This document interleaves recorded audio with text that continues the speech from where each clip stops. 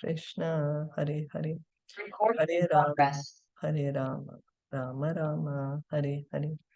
So we continue reading from Srimad Bhagavatam, Canto 1, Chapter 4, Text 4. We are at the part. Does anyone remember where we are? What? The sages at the Nemisharanya. Nemisharanya.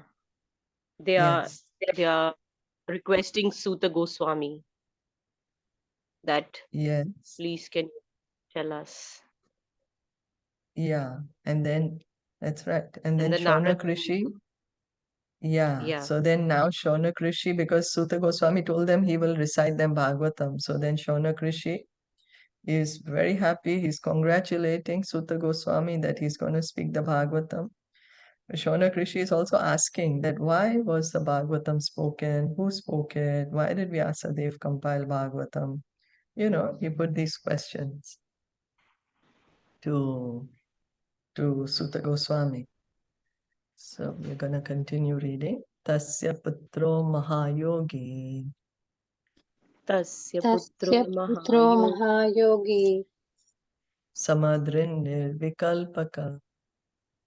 Samadrin nirvikalpakaha.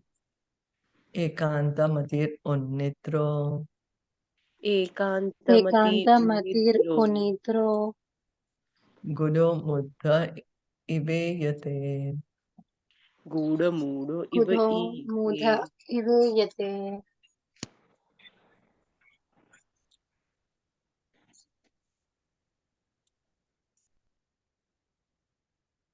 So would somebody like to read?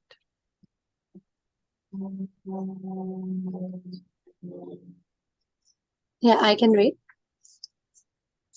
Yeah. Translation. His Vyasadeva's son was a great and equibalanced monist whose mind was always concentrated on monism. He was transcendental to mundane activities, but being unexposed, he appeared like an ignorant person. Purport. Sri Sukadeva Goswami was a liberated soul, and thus he remained always alert not to be trapped by the illusory energy. In the Bhagavad Gita, this alertness is very lucidly explained. The liberated soul and the conditioned soul have different engagements. The liberated soul is always engaged in the progressive path of spiritual attainment, which is something like a dream for the conditioned soul. The conditioned soul cannot imagine the actual engagements of the liberated soul, while the conditioned soul thus dreams about spiritual engagements. The liberated soul is awake. Similarly, the engagement of a conditioned soul appears to be a dream for the liberated soul. A conditioned soul and a liberated soul may apparently be on the same platform, but factually they are differently engaged, and their attention is always alert, either in sense enjoyment or in self-realization. The conditioned soul is absorbed in matter, whereas the liberated soul is completely indifferent to matter. This indifference is explained as follows. So here Vyasadev's son, that's Sukadev Goswami. Sukadev Goswami was liberated soul. He was already liberated. So then now we are trying to understand what is the consciousness of a liberated soul and a conditioned soul. You know, like how in the story of Prachin, what's that? To King Prachina Barisha, Narad Muni was telling him the story of the allegory Puranjana. So Puranjana, in that story, Narad Muni speaks about the intelligence, how the intelligence of the conditioned soul is always directed towards enjoying this material world. So here, same is being said. The conditioned souls, what we are trying to do, our intelligence is, how can I enjoy this world? What can I do to enjoy more? But the liberated soul, his intelligence is always trying to understand spiritual matters. He's on the spiritual platform. So he is enjoying spiritual bliss. He's not at all attracted to the material world because he's already experiencing a higher bliss on the spiritual platform. So this was the position of Sukadeva Goswami. He was liberated.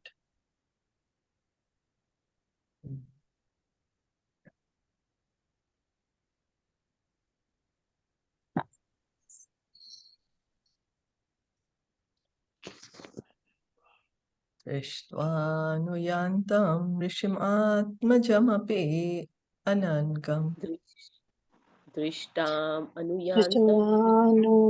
Yantam Risham api Atmajam Api Anagnam Divyo Daduna Sutasya Chitram. Devyo Devayo Viriya Daduna Arutasya Chitram Advikshya Prachati Manav Jagadustvasati. Tadvikshya Prachati Manoja Gadustavasti Stripam Vidana Tusutasya Vivekta Drishte. Tripum Vidana Sutasya Vivikta Driste.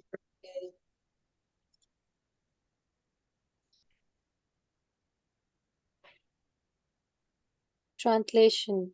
While Sri Vyasadeva was following his son, beautiful young damsels who were bathing naked covered their bodies with cloth. Although Sri Vyasadeva himself was not naked, but they had not done so when his son had passed. The sage inquired about this, and the young ladies replied that his son was purified, and men looking at them made no distinction between male and female, but the sage made much distinctions. Made such distinctions.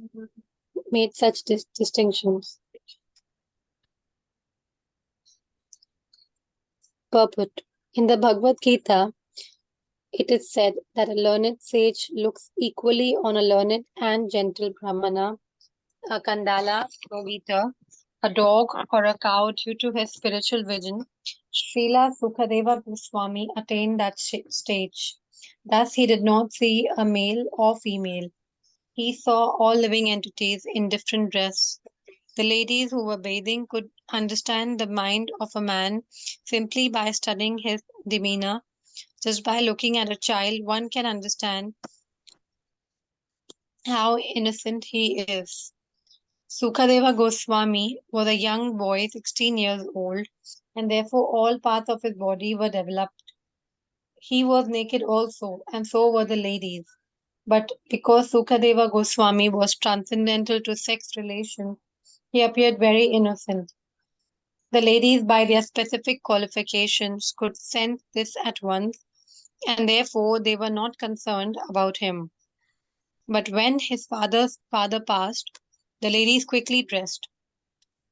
The ladies were exactly like his children or grandchildren, yet they reacted to the presence of Vyasadeva according to the social custom because Srila Vyasadeva played the part of a householder.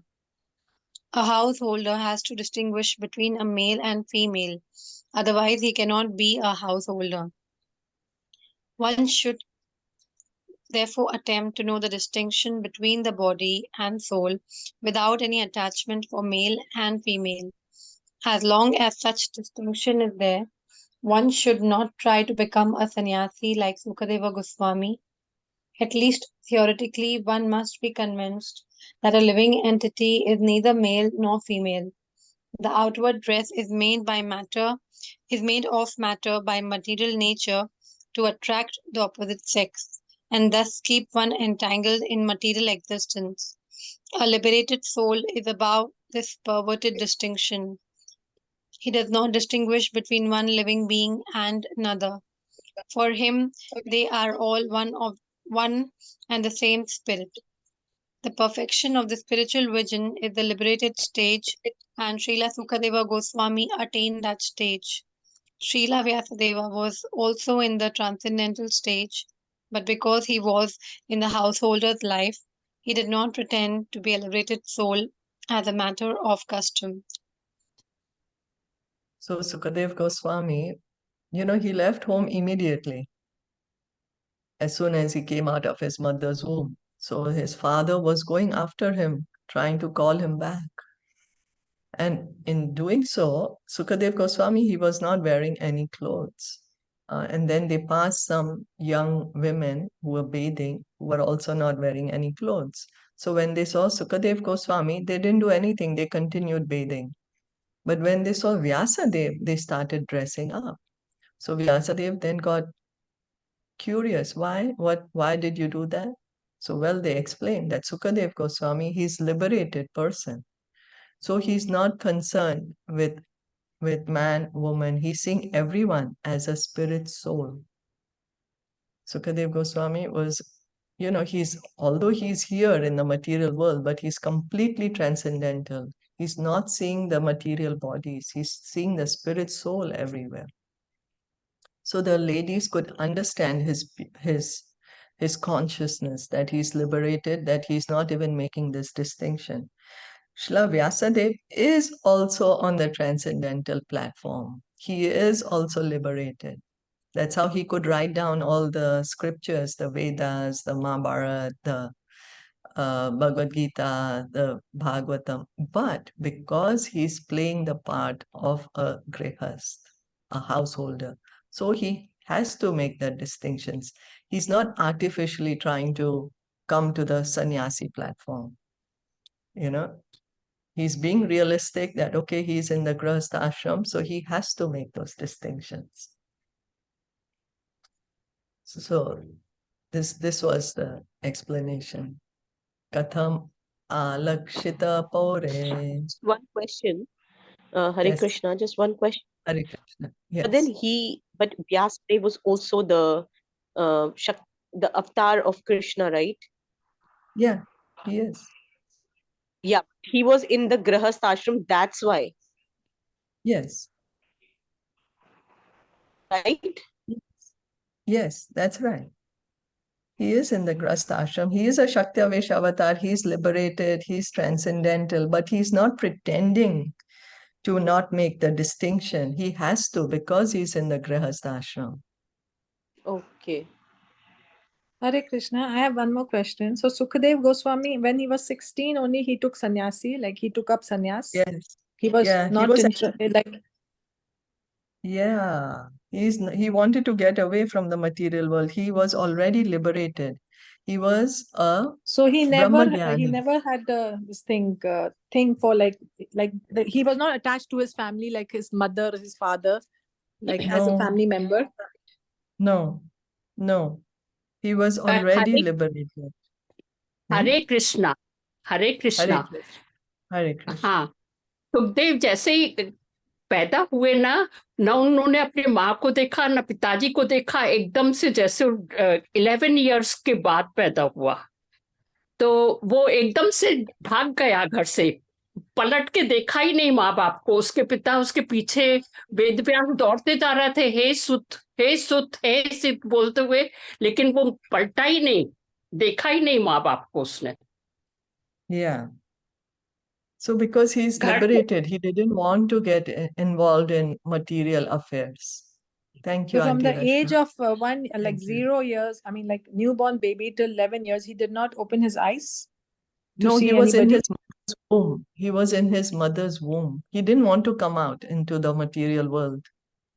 Oh, okay. Yeah, Till 11 years. he was delaying to come out of this from the womb of his mother. He didn't want to. So he was a Brahmagyani. He understood the Supreme Lord as the Supreme Brahman. हाँ, वो पूरी He story understood है God ना, as the Brahman. पूरी story है, इसकी story है। शिव और पार्वती जब अमर कथा बोल रहे थे ना, तो ये सुखदेव तोते के रूप में उसी पेड़ के ऊपर बैठा था, ट्री के ऊपर, जहां नीचे शिव और पार्वती, शिवा और पार्वती हमेशा जब फ्री रहते थे तो पार्वती माँ शिवाजी से बोलती थी कि कोई भी स्टोरी बताओ। तो एक बार उन्होंने बोला तूने अमर कथा सुनी हुई है? तो बोले नहीं, पार्वती ने कहा। तो चाहिए देखो पहले चारों ओर कोई है तो नहीं, क्योंकि सभी लोग अमर कथा सुनने के काबिल नहीं रहते हैं, लायक नहीं होते हैं। तो उन्होंने बोला नहीं, आसपास कोई भी नहीं है। तो अमर कथा सुनाई उन्होंने पार्वती माँ को, पर पार्वती माँ के भी नसीब में नहीं थी, उनको नींद आ गई। नींद आ गई और शिव जी बोलते रहे अपने प्रभाव में कथा। तो सुखदेव जो तोता था उसने पूरी कथा सुनी और हूं भी करते गए। पर जैसे ही शिवा ने कथा पूरी की और पार्वती माँ की तरफ देखा तो देखा ये तो सो गई है।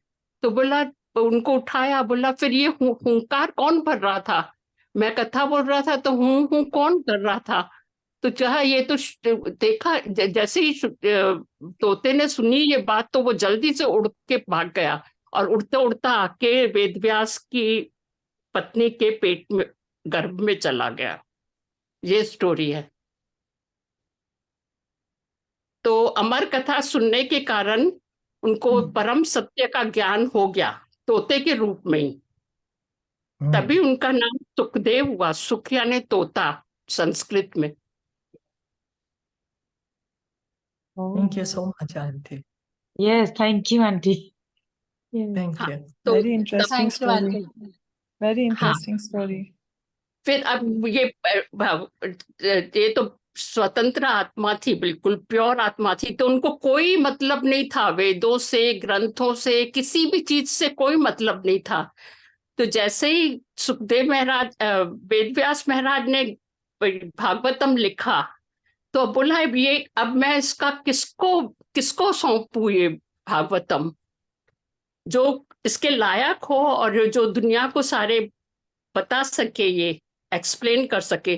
तो उन्होंने बोले एक तो है मेरा बेटा ही खुद ही, पर मेरे बेटे को तो कोई मतलब ही नहीं है इन सब से, तो अब क्या करे वो। तो उन्होंने क्या किया, कुछ पैराग्राफ्स सुखदेव भागवतम के गाय चराने वाले को दे दिए, सिखा दिए।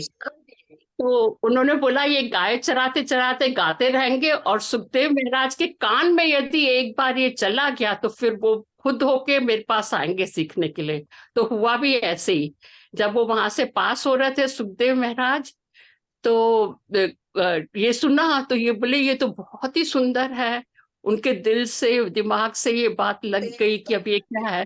तो उनसे पूछा तो उन्होंने बोला ये तो हमें वेदव्यास महाराज ने सिखाया है। तो वो अपने पिता के पास आए और हाथ जोड़ के फिर उनको गुरु माना और उनसे फिर भागवतम सीखा। हरे कृष्णा, इसमें सिर्फ एक एडिशन है, आंटी ने जो बोला उसमें सिर्फ इतना सा एडिशन है कि वो जो उन्होंने जो 2 श्लोक बोले थे उसमें से एक था ब्रह्मापीड नटवर वपु, मतलब कि कृष्णा की ब्यूटी को बता रहा था वो।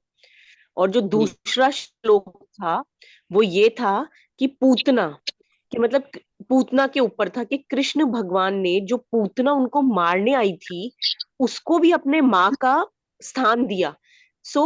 सुखदेव गोस्वामी थे, वो व्याकुल हो गए कि ऐसा कौन है, मतलब जो उन्हें मारने आया उसको भी उन्होंने अपनी माँ का स्थान दे दिया और जो इतने सुंदर है। कृष्णा की वजह से वो अट्रैक्ट हुए ये दो, क्योंकि वो ब्रह्मवादी थे तो फिर वो भक्त बने। ये 2 श्लोक सुन के, only 2 of the shlokas. Hare Krishna. Hi, Jai. Thank you. Thank Thank you, you so thank you. Oh, it's really Yeah. very interesting. Very So we can interesting. see Thank that's you. why. Thank you for adding. और So that's what thank you, Bhagavatam says. That's what thank you Bhagavatam says, Neha, no? Thank Atmarams, you Neha. even Atmaramas, they get हाँ attracted to hearing Bhagavatam. Bhagavatam में आत्माराम श्लोक है ना, तो हाँ भागवतम कहते हैं कि जो आत्माराम है, जो ब्रह्मवादी है, वो भी भागवतम सुन के भक्त बन जाते हैं, वो भी फिर कृष्णा के गुण गाने लगते हैं। तो Bhagavatam is so attractive, is so pure that it attracts even the Atmaramas. Here Sukadev Goswami is a liberated soul. He's great. He's a Brahmagyani. Brahmavadi. He understands the Supreme Brahman, God as the Supreme Brahman. Now, as you all said, the story, he heard about Krishna, so he got attracted. He wanted. Thank you so सही, much. बिल्कुल Neha सही। and Auntie. और कल नेहा ने भी पूछा था ना, तो एक्चुअल में शुरू में ही जैसे ही परीक्षित महाराज को कहा गया कि आप भागवतम सुनो 7 दिन, यही एक उपाय है, आपकी मृत्यु सामने है, तो इंसान का काम है, मानव का काम है कि लास्ट में वो यही भागवतम सुन के ही पार लग सकता है इस भवसागर से। तो उनको सुखदेव महाराज मिल गए और वो वहां उनसे कहा, वो बैठ गए वहीं पर नैमिषारण्य में। तो वैसे ये लोग 2 जन बैठे थे, लेकिन जैसे जैसे वहां आसपास में जो साधु संत घूम रहे थे, क्योंकि वो वहीं रहते थे, तो वो सीधे सीधे इनको ज्वाइन करते गए। अभी एक संत आया, दूसरा आया, तीसरा आ गया, सर ग्रुप बन गया। उसमें ही सूत जी महाराज भी आए और उन्होंने भी सुना बैठ के। फिर ये पोर्शन खत्म हो गया। अब फिर सूत जी महाराज जब शौनक ऋषि के साथ वो दूसरा batch.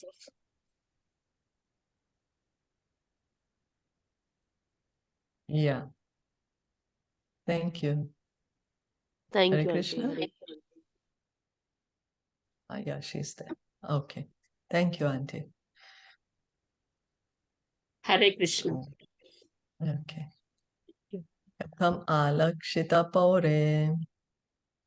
Katham alakshita paure Samprapta kuru jangalan.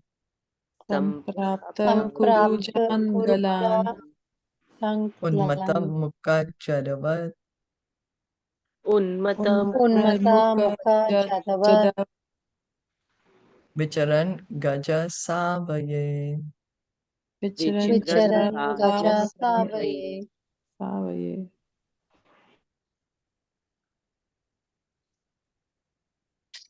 Translation. How was he, Srila Sukadeva, the son of Vyasa, recognized by the citizens when he entered the city of Hastinapura, now Delhi, after wandering in the provinces of Kuru and Changala, appearing like a madman, dumb and retarded? Purport. The present city of Delhi was formerly known as Hastinapura because it was first established by King Hasti. Goswami Sukadeva, after leaving his paternal home, was roaming like a madman, and therefore it was very difficult for the citizens to recognize him in his exalted position. A sage is not therefore recognized by sight but by hearing. One should approach a sadhu or great sage not to see but to hear him. If one is not prepared to hear the words of a sadhu, there is no profit. Sukadeva Goswami was a sadhu who would speak on the transcendental activities of the Lord. He did not satisfy the whims of ordinary citizens. He was recognized when he spoke on the subject of Bhagavatam, and he never attempted jugglery like a magician. Outwardly, he appeared to be a retarded, dumb madman, but in fact, he was the most elevated transcendental personality. So how should one approach a sadhu?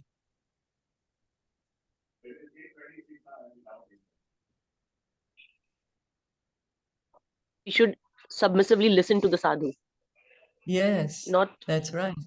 Yes, that's how we can recognize one as a sadhu. When we hear what he's speaking, because a sadhu is always going to speak about transcendental subject matters. He will not speak anything mundane and no word jugglery. Because some people try to word jugglery, try to make it look transcendental, but it's just words mixed up. Actually, it's material, but it's just appearing to be transcendental. But sadhu will not do word jugglery. He's speaking the transcendental truth straight. Katham va pandaveyasya. Katham va Pandaveyasya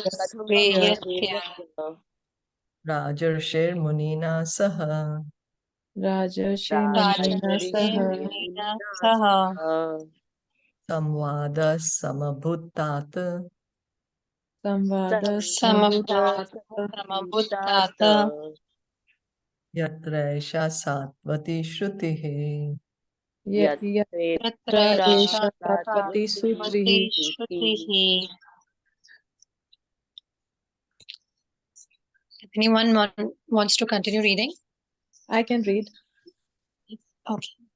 Hare Krishna. Translation. How did it so happen that King Parikshit met this great sage, making it possible for this great transcendental essence of the Vedas, Bhagavatam, to be sung to him? Purport. Srimad Bhagavatam is stated here as the essence of the Vedas. It is not an imaginary story as it is sometimes considered by unauthorized men. It is also called Sukha Samhita, or the Vedic hymn spoken by Srila Sukadev Goswami, the great liberated sage. So, because Shaunak Rishi is putting these questions to Suta Goswami, no? He's asking him about, why was Bhagavatam spoken, who spoke it. So now he's asking that how it happened that King Parikshit, he met Sukadev Goswami. One is a king, one is a great transcendentalist. What happened? Hmm. So we can see that how curious here Shaunak Rishi is. Sago dohana matram hi Sago donaha matram hi Sagodoho matram hi graheshu grahamedinam graheshu Greshu grahamedina Grahamedina avekshate mahabhagas avekshate Vekshate mahabhagas Mahabhaga tirthi kurvam stad ashramam. tirthi kurvam Tirthi Kurvam sadashram. Tad Ashramam. Translation. He, Sukadev Goswami, was accustomed to stay at the door of a householder only long enough for a cow to be milked, and he did this just to sanctify the residence. Purport. Sukadev Goswami met Emperor Parikshit and explained the text of Srimad Bhagavatam. He was not accustomed to stay at any householder's residence for more than half an hour at the time of milking the cow, and he would just take him alms from the fortunate householder. That was to sanctify the residence by his auspicious presence. Therefore, Sukadev Goswami is an ideal preacher established in the transcendental position. From his activities, those who are in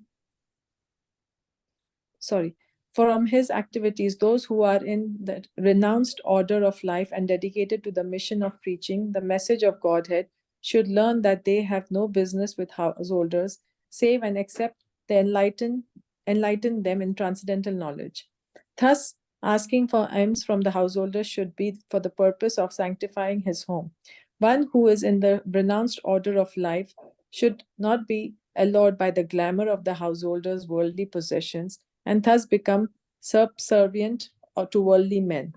For one who is in the renounced order of life, this is much more dangerous than drinking poison and committing suicide.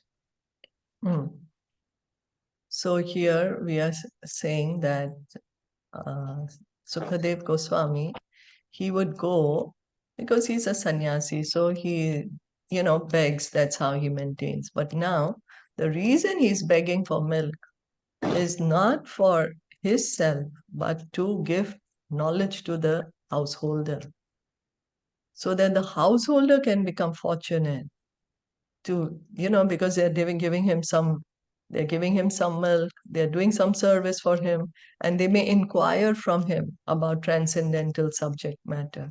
So to give his mercy, he's going. And Prabhupada is saying that should be the ideal preacher, the ideal sannyasi, that even if one approaches householders, should be to give transcendental knowledge to them. But he would just go and do gyan ki batein with those people. Yeah, and then he would not stay long, only half an hour in one person's house, just enough to milk the cow. So, and that also, it's for the benefit of the householder. Yeah. Yes. And in the previous verse, we heard, I'll just go, that the Bhagavatam, now see, as the essence of the Vedas. So how many Vedas are there?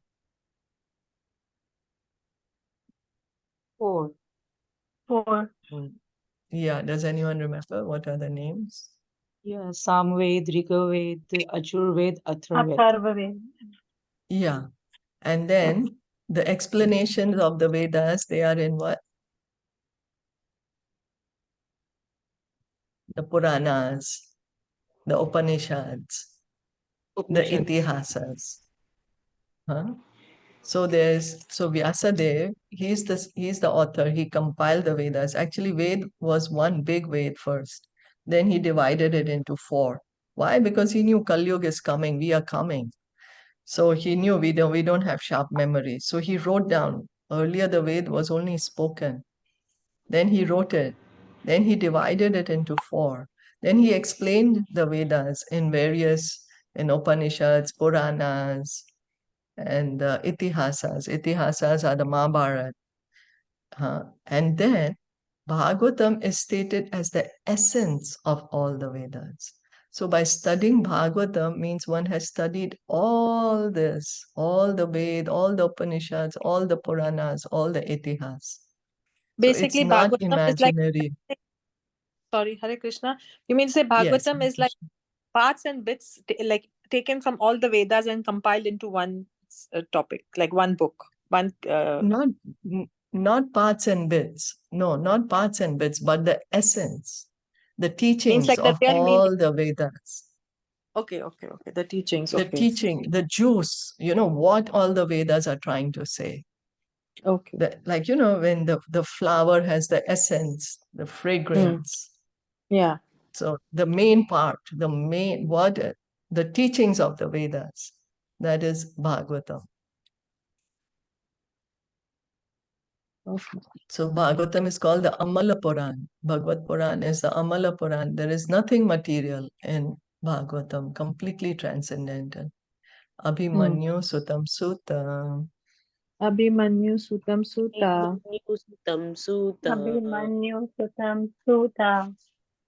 Rahur Bhagavato Prabhurbhagavatamam Bhagavatam.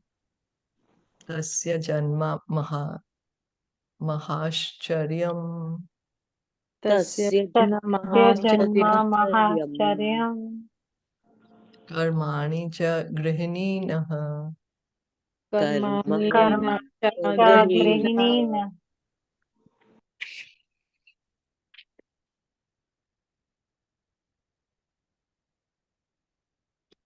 Translation. It is said that Maharaj Parikshit is a great first-class devotee of the Lord and that his birth and activities are all wonderful.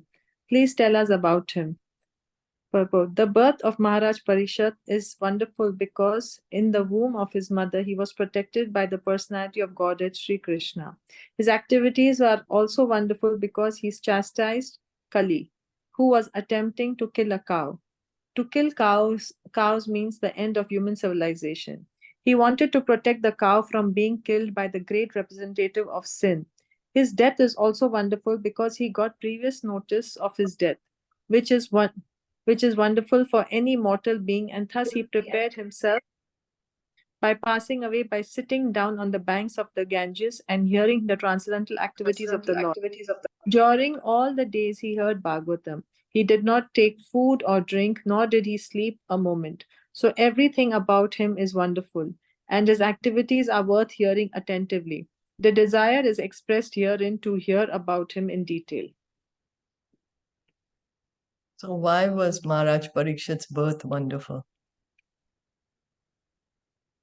Because in the womb, that Ashwatthama had put some curse, or like they had attacked the womb, and then Sri Krishna, like somebody went running to Sri Krishna and he said, "Please save my child, like my grandson."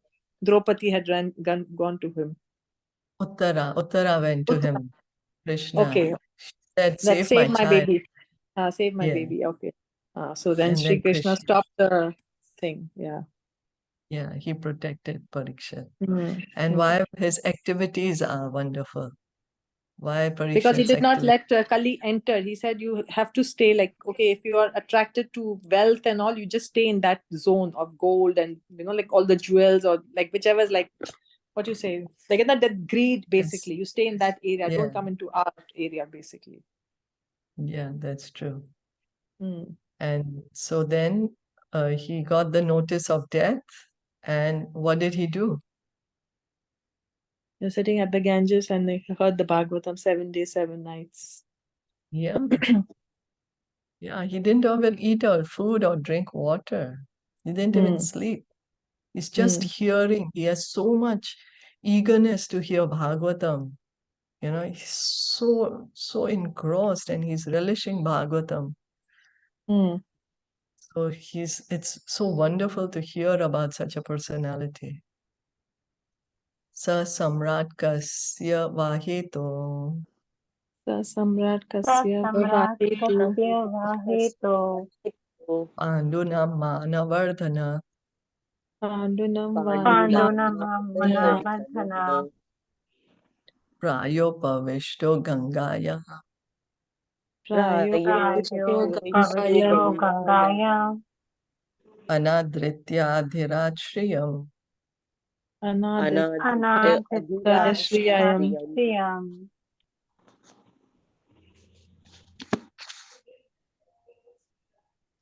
He was a great emperor and possessed all the opulence of his acquired kingdom.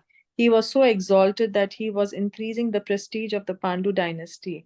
Why did he give up everything to sit down on the bank of the Ganges and fast until death?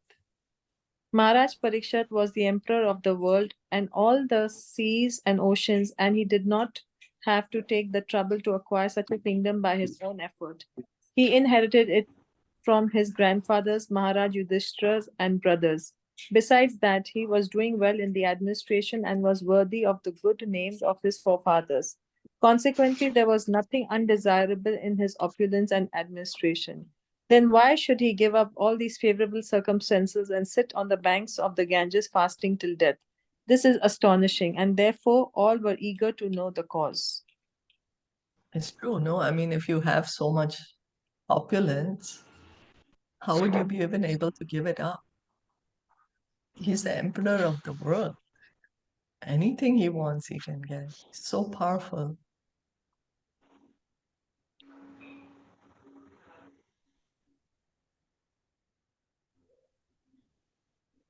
Namanti yatpadaniketam atmanaha Namanti yat Namaste Shiva yahan yadana nishatvaha Shivaya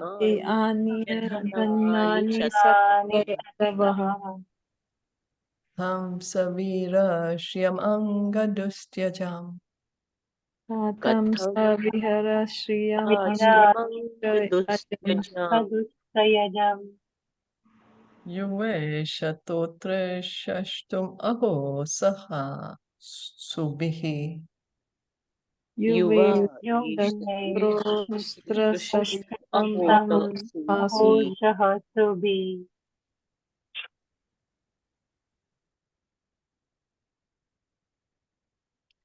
He was such a great emperor that all his enemies would come and bow down at his feet and surrender all their wealth for their own benefit. He was full of youth and strength, and he possessed kingly opulences that were difficult to give up.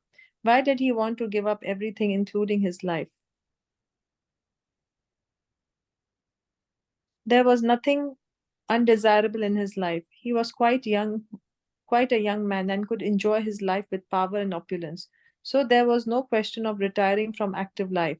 There was no difficulty in collecting the state taxes because he was so powerful and chivalrous that even his enemies would come to him and bow down at his feet and surrender all wealth for their own benefit. Maharaj Parikshit was a pious king. He conquered his enemies, and therefore the kingdom was full of prosperity. There was enough milk, grains, and metals, and all the rivers and mountains were full of potencies. So materially, everything was satisfactory. Therefore, there is no question of untimely giving up his kingdom and life. The sages were eager to hear about all this.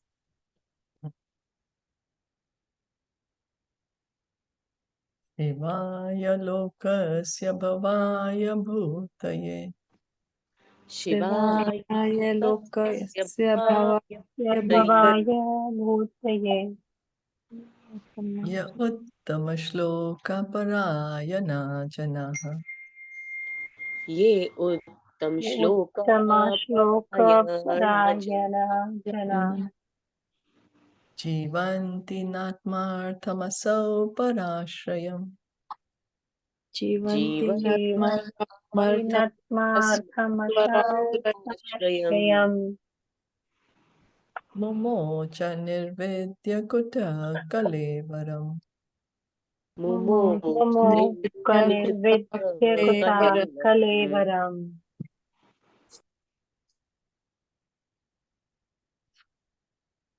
Those who are devoted to the cause of the personality of Godhead live only for their welfare, development, and happiness of others. They do not live for any selfish interest. So, even though the Emperor Parikshit was free from all the attachments to worldly possessions, how could he give up his mortal body, which was the shelter for others? Maharaj Parikshit was an ideal king and householder because he was a devotee of the personality of Godhead. A devotee of the Lord automatically has all good qualifications, and the emperor was a typical example of this. Personally, he had no attachment for all the worldly opulences in his possession, but since he was the king for the all around welfare of his citizens, he was always busy in the welfare work of the public, not only for his life but also for the next. He would not allow slaughterhouses or killing of cows. He was not a foolish or partial administrator who would arrange for the protection of one living being and allow another to be killed. Because he was a devotee of the Lord, he knew perfectly well how to conduct his administration for everyone's happiness men's, animals, plants, and all living creatures. He was not selfishly interested. Selfishness is either self centered or self extended. He was neither. His interest was to please the Supreme Truth, the personality of Godhead. The king is a representative of the Supreme Lord, and therefore the king's interest must be identical with that of the Supreme Lord. The Supreme Lord wants all living beings to be obedient to him and thereby become happy. Therefore, the king's interest is to guide all subjects back to the kingdom of God. Hence, the activities of the citizens should be so coordinated that they can, at the end, go back home, back to Godhead. Under the administration of a representative king, the kingdom is full of opulence, and at that time human beings need not eat animals. There are ample food, grains, milk, fruits, and vegetables, so that the human beings as well as sorry, I lost the track. Oh, sorry. There are ample food, grains, milk, fruits, and vegetables, so that the human beings as well as the animals can eat sumptuously and to their heart's content. If all living beings are satisfied with food and shelter and obey the prescribed rules, there cannot be any disturbance between one living being and another. Emperor Parikshit was a worthy king, and therefore all were happy during his reign.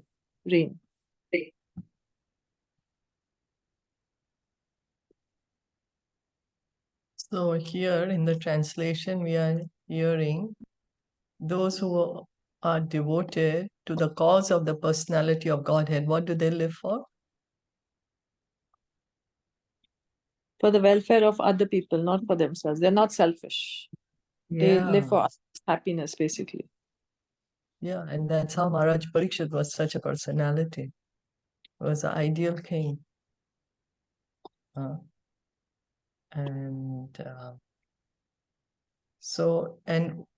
welfare activities he was making sure for everyone was not only that they were peaceful in this life, but he was making sure they were advancing in spiritual knowledge also, so that at the end of life they can go back home, back to Godhead.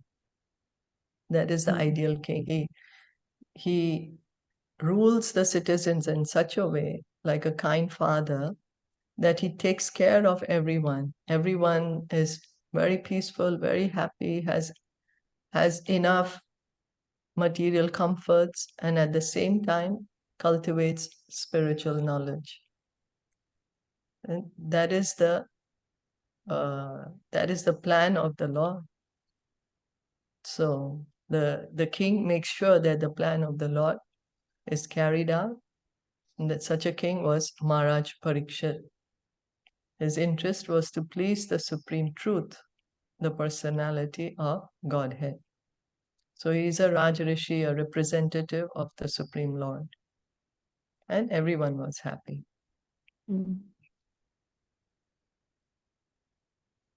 Tatsarvam na samachaksva. Tatsarvam na Tatsarvam na Tasmat samachaksva.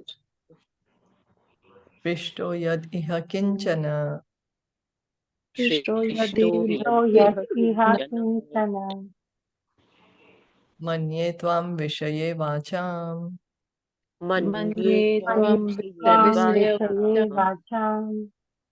Snatam anyatra chandasa. Statam anyacha Satam statut chandasa.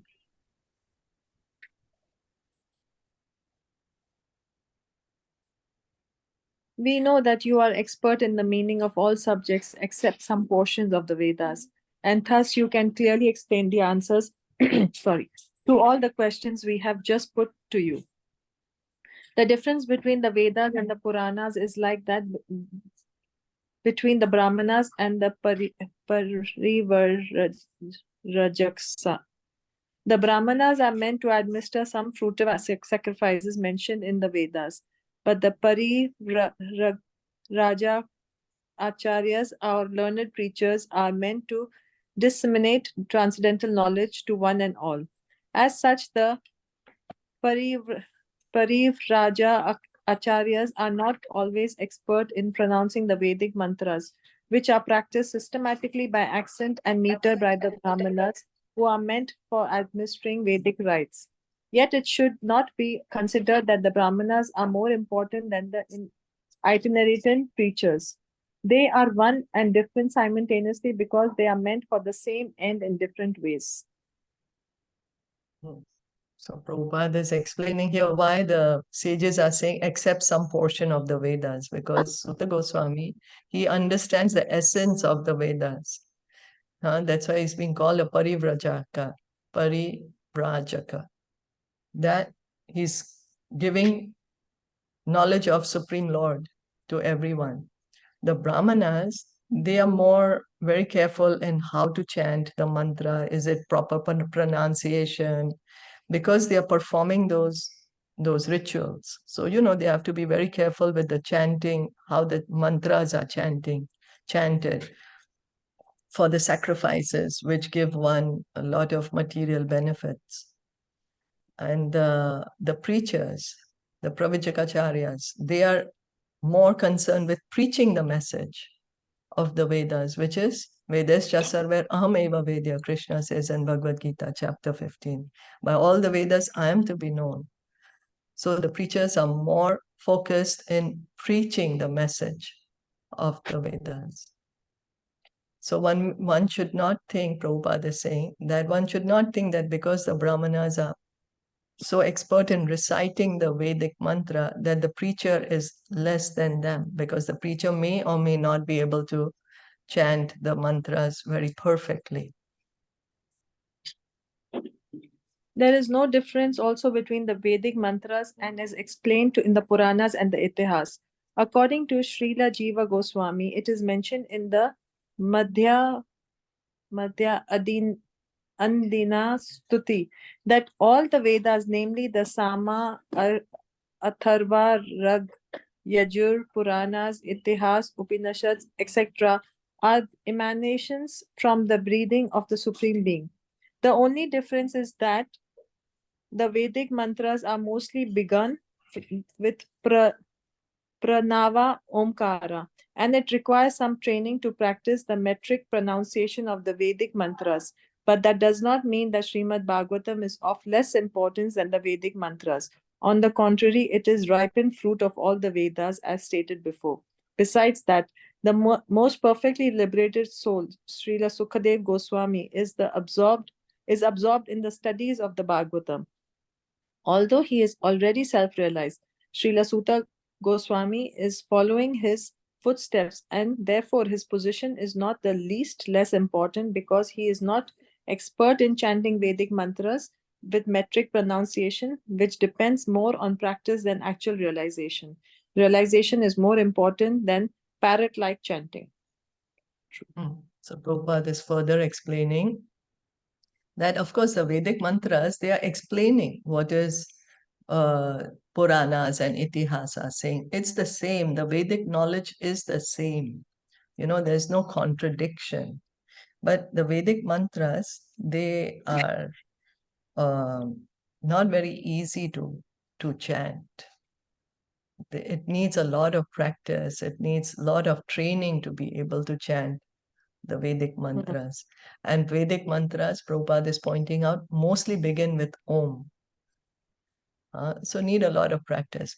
So it doesn't mean that Bhagavatam is less important than any of the Vedic mantra. No, Bhagavatam is in fact the essence of all the Vedas, of all the Vedic mantras. It's called the ripened fruit of all the Vedas, because Srila Vyasadeva, he wrote it in his maturity, after he's written all the Vedas, the Upanishads, the Itihasas, the Puranas. He's become spiritually so mature. After that, he has compiled Srimad Bhagavatam. And it's being spoken by Sukadev Goswami. Sukadev Goswami, great personality. He was already liberated, as we just heard earlier. He was already on the Brahman platform. He was completely liberated. He knew he is a spirit soul. He knew that there is a super soul. The supreme Brahman is there. He was Brahman realized, understanding the Supreme Lord as Brahman. And he heard Bhagavatam, and he got attracted to Bhagavatam, and he is speaking the Bhagavatam. So Bhagavatam is not that it's less important than any of the Vedas. It's in fact the essence of all the Vedas, because it's the realization of all the Vedic knowledge. Like Krishna is saying in Bhagavad Gita, Vedasya sarver aham eva vedya. By all the Vedas, I am to be known. So this is the realization of Srila Vyasadeva, of Srila Sukadev Goswami. And now Sutta Goswami, we are hearing in the disciplic succession from Sukadev Goswami. So I think we might have to stop here. Or maybe we can read one more quickly. Sutta Vacha. Sutta Vacha. Sutta Vacha.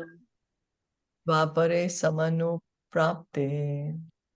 Dvapare samanu prapte. Tritiye yuga paryaye. Tritiye yuga paryaye. Jata parasharad yogi. Jata parasharad yogi. Vasavyam kalaya hare. Vasayam kalaya hare.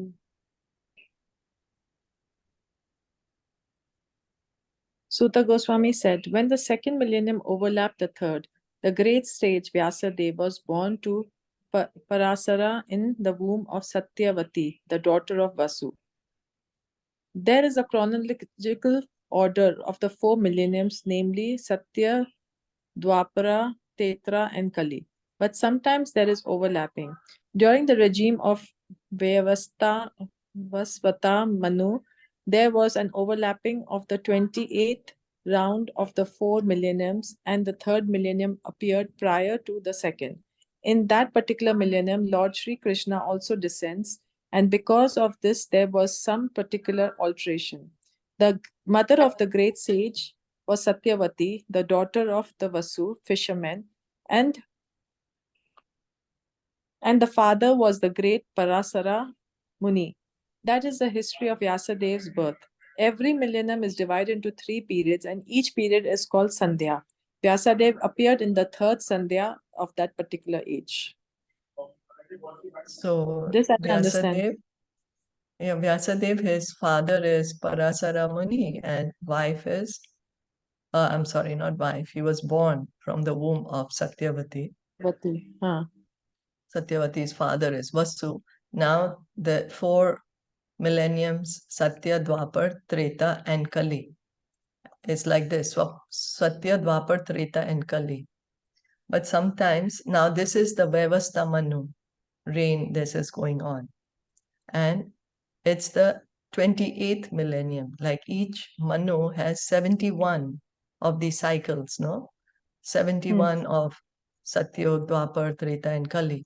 Now in the 28th one, Krishna is supposed to appear at the end of the Dwapar Yuga, just before Kali Yuga. So what happens that Treta Yuga comes first and Dwapar Yuga comes later. So that because Krishna is going to come at that time. This is what is said.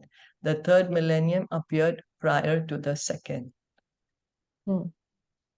Yeah, so the Treta comes first and then the Dwapar comes. This is what has happened in right now when we are here at this time. It became like Satya, Treta, Dwapar, then Kali Yuga. Krishna appeared 5,000 years ago only for us. Otherwise, it would have been like so many years ago. So he appeared Lord in the Krishna, Dwapar Yuga. yeah. So there was this alteration and then Vyasadeva appeared at that time. And it seems that every millennium has 3 periods. You know, like how there is a dusk time before, a evening time before the night, like a dusk. So similarly, the ages also have something like that. You know, it's not very abrupt. Like how the day also there's dawn, then it comes sunlight, then noon. So the millennium is also divided into 3 periods, and each period is called Sandhya, and Vyasadeva appeared in the 3rd Sandhya of that particular age. Yeah. So we'll stop here for today. Thank you so much today for everyone's contribution. It was very interesting. Shila Prabhupada ki jai. Gaur Bhakta Vrinda ki. Just one question.